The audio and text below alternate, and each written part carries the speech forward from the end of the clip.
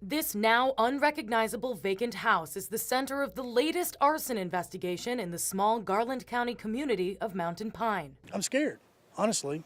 We had a lot of fires back in 2005, 2006, 2007, and it goes through one's mind, well, is it starting again? Saturday morning's suspicious fire brings the total number of unexplained burned structures to 14 in this close-knit town, including the September 24th fire that killed Tyler French and Ricky Clinton last year. Who's gonna be next? Terry Clinton and her family are still trying to heal from her father-in-law's death.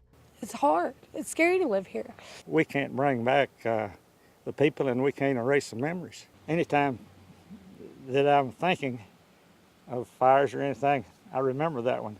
Of all the houses that have burnt to the ground in this small town, the fire chief says there's only one pattern. The fire always starts here in the back corner of the house. Whether this fire is an arson is still under investigation, as are at least 10 other vacant house fires in the city. We don't know how they're starting, if someone's starting them. With arson, you have to pretty much catch them lighting the fire. You have to see them starting it. They're smart. They know how to get away with it. But only one thing will give this community closure. I wish that they would get who did this.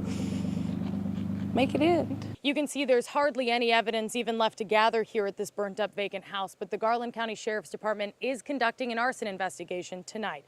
In Mountain Pine, Catherine Johnson, Fox 16 News.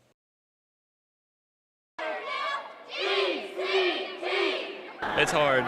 It really is. And it really makes me mad when people say it's not a sport. I just like to see them try it. Garrett Petty and his Greene County Tech teammates know cheerleading comes with a huge risk. The National Shooting Sports Foundation just released a study saying your child is safer hunting than he or she is cheerleading. When you're asking a child to jump over backwards and do flips and stuff that they're not, completely comfortable with, there is going to, fear is going to play a part. We do have some injuries. Like I said, we keep those to a minimum. I don't push the kids past what they can do. If something does happen, you need to get back up and do your job. It's Coach Jason McLean's job to keep his athletes safe. They work out constantly, even during the hot summer months, in a gym with no air conditioning. We just keep them watered, man. Just keep them watered and fed. Little heat never hurt anybody, including a cheerleader. We won't melt. So we practice through the heat. McLean also points out safety measures taken at every practice and performance, like the 1 3/4-inch foam safety mats and spotters. He stays on or near the mat so he can help if one of his student athletes gets hurt.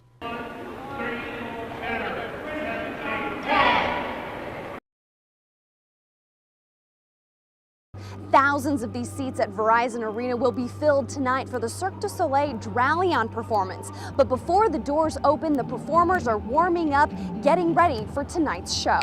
These acrobatic performers are about to transform Verizon Arena into a mystical world. Cirque du Soleil's Dralion, so popular it's almost sold out. You're seeing just normal people, but they're doing amazing things, jumping, falling from a wall that's 26 feet in the air, flying in circles. And so I think that the experience of that alone is amazing and why people are loving Cirque shows like Dralion. High energy entertainers putting on the final touches, practicing until perfect for tonight's audience, expecting a sensory explosion.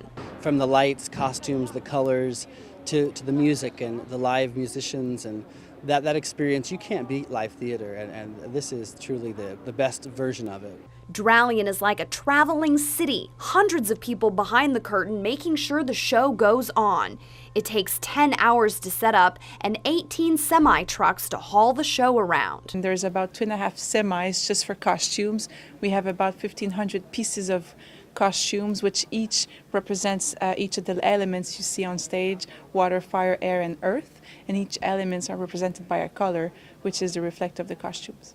If you miss tonight's performance, you get one more chance tomorrow. The show starts at 7:30. In North Little Rock, Caroline Whiteman, Fox 16 News. Today, a public service is held in Woodstock, New York to honor Levon Helm. And at the same time, Arkansas's Governor Mike Beebe says Helm's home state should honor him too by lowering the state flag tomorrow. The musician died last week after battling throat cancer. He was from Turkey Scratch, Arkansas. Sweet thing of mine.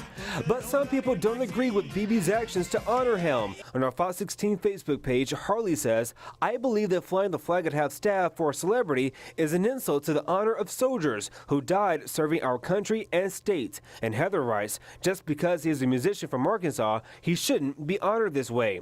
However, Beebe stands by his decision. But in the case of Mr. Helm, of someone who has had so much international influence and cultural influence and is from Arkansas and was always proudly from the Arkansas Delta, we feel that this was a proper use for that. A private funeral for Helm will be tomorrow in New York.